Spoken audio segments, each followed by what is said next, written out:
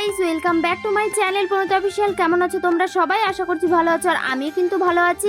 বলতে গেলে আজকে আমার মনটা একটু খারাপ আছে, কারণ আমাকে রেখে কিন্তু মা বাবা আজকে বাড়ি চলে যাচ্ছে।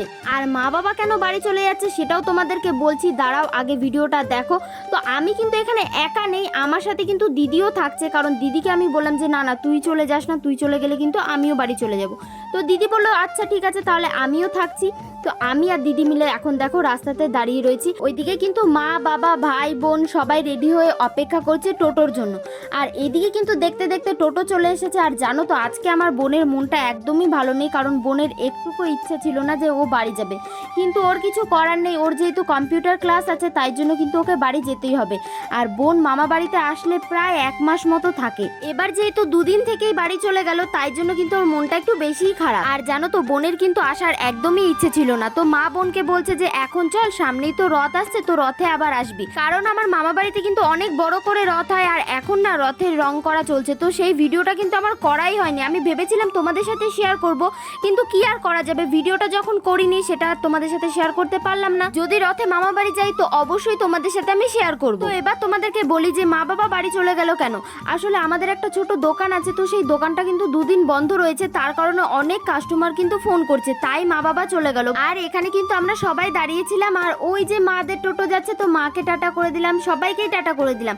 তো মারা যখন বাড়ি যাচ্ছিল তখন না সত্যি কথা বলতে আমারও মনটা মনে হচ্ছিল যে না বাড়িই চলে যাই। আর এই দেখো এখানে কিন্তু এখনো কয়েকজন লোক আছে, তো তারা কিন্তু একটু পরেই চলে যাবে, মানে আজকে কিন্তু আমার মামা বাড়িটা পুরো ফাঁকা হয়ে যাবে। এই ভিডিওটা করার পর কিন্তু আমার আর ভিডিও করা হয়নি, একেবারে বিকেলে মানে ভিডিওটা আমি আবার অন করেছিলাম। তো এখন কিন্তু বিকেল হয়ে গেছে, আর বাড়ির যত লোক মানে কুটুমজনরা এসেছিল সবাই কিন্তু চলে গেছে।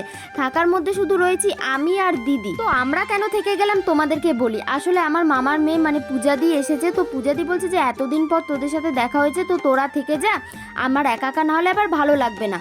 আসলে জানো তো মামা বাড়ি যখনই যায় না এই পূজাদির সাথেই কিন্তু আমাদের সময়টা কাটে। আর এই যে আমার পূজাদি, যার জন্য কিন্তু আমাদের থাকা। তো এখন কিন্তু দিদি যাচ্ছিল কলে জল আনতে, তো বললাম যে তোর একা যেতে হবে না, আমরাও যাই।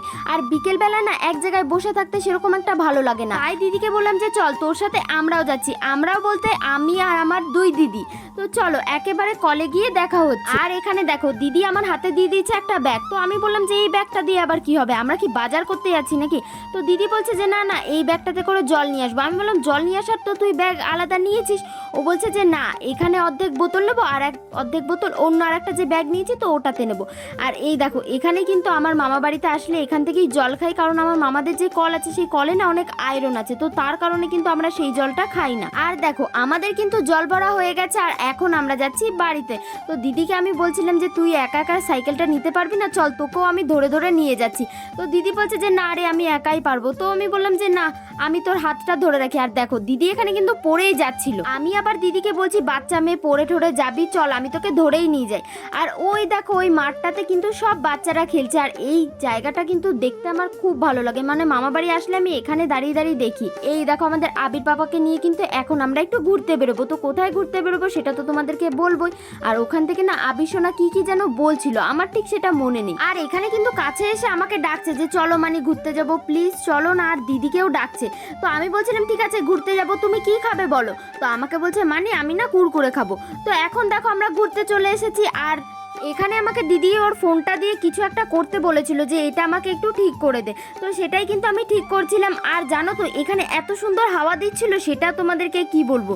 যখনই মামা বাড়িতে এসে কয়েকদিন থাকি না আমি এই জায়গাটাতে এসে প্রায় বসে থাকি, যদিও সেটা তোমাদের সাথে শেয়ার করা হয়নি, তাই ভাবলাম আজকে তোমাদের সাথে শেয়ার করি।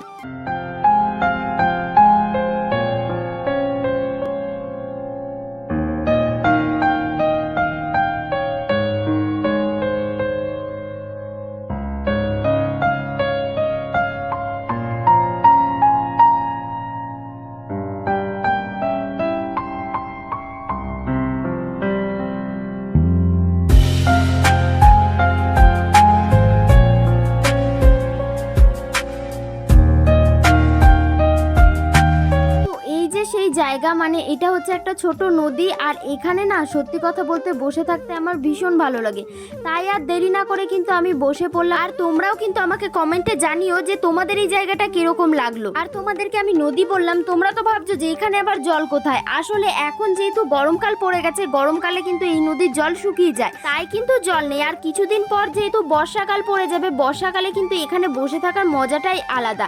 আর জানো তো এখন আমি এরকম ভাবে বসে রয়েছি, তো দিদি আমাকে বারবার বলছিল যে তুই তাড়াতাড়ি নাম, আমার কিন্তু ভীষণ ভয় লাগছে। তারপরে আর কি ওখানে কিছুক্ষণ বসে থেকে আমরা চলে এসেছিলাম দোকানে, কারণ আসার সময় আমাদের আবির সোনা বললো যে ও কুরকুরে খাবে, তো যাওয়ার সময় ওকে কিনে দেওয়া হয়নি, তাই ভাবলাম আসার সময় ওকে কিনে দেবো। তো এখানে আমি দেখছিলাম যে কয়েকটা কানের কিন্তু আমার ভীষণ পছন্দ হয়েছে। তো দিদি আমাকে বলছে যে না রে, এখন আর তোকে কানের মানে দেখতে হবে না, যেটা কিনতে এসেছিস সেটা কেন আর বাড়ি চল। তারপরে আর কি দিদিকে বললাম যে তুই কিছু খাবি নাকি, তো দিদি বলছে যে না আমি কিছু খাবো না। আর পূজাদিকে বললাম যে তুই কিছু খাবি, ও বলছে যে আমি তাহলে একটা কোল্ড ড্রিঙ্কস খাবো। তো একটা কোল্ড ড্রিঙ্কস নিয়ে আর বাড়ির সবার জন্য আমরা কিন্তু চকলেট নিয়ে এখন যাচ্ছি আমরা বাড়িতে। তো দেখো আর কিছুক্ষণ পরেই কিন্তু সন্ধ্যা হয়ে যাবে। আর দিদা কিন্তু বলে দিয়েছিল যে সন্ধ্যা হওয়ার আগে যেন আমরা বাড়ি চলে যাই। আর জানো তো সন্ধ্যা হয়ে গেলে দিদা আর আমাদের বাড়ি থেকে বেরোতেই দেয় না, তাই আর কি আমরা কিন্তু ঝটপট চলে গেলাম বাড়িতে। তো বাড়িতে আসার পর কিন্তু কিছু টিফিন খেয়ে আমরা এখানে এখন বসে বসে গল্প করছিলাম। আর এখন কিন্তু প্রায় অনেকটা রাত হয়ে গেছে, আর মামি ওইদিকে কিন্তু আমাদেরকে খাওয়ার জন্য অনেকক্ষণ ধরে ডাকছে। তো আমরা বললাম যে এখন আমরা কিছুক্ষণ গল্প করে নিই, তারপরে কিন্তু খাবো। আর জানো তো প্রায় অনেক বছর পর আমরা এরকম 3 বোন মিলে গল্প করছি। আসলে আমি তখন ছোট ছিলাম, আমার 2 দিদি আগে খুব গল্প করতো, আর আমার না তখন ভীষণ রাগ লাগতো যে আমাকে কেন ওদের গল্পের মধ্যে নেয় না, কারণ তখন তো আমি একটু বেশি ছোট ছিলাম। আর এখন দেখো আমি দিদিদের সাথে বসে বসে গল্প করছি, মানে এই ব্যাপারটা আমি কাউকে ফিল করাতে পারবো না যে কতটা ভালো লাগে।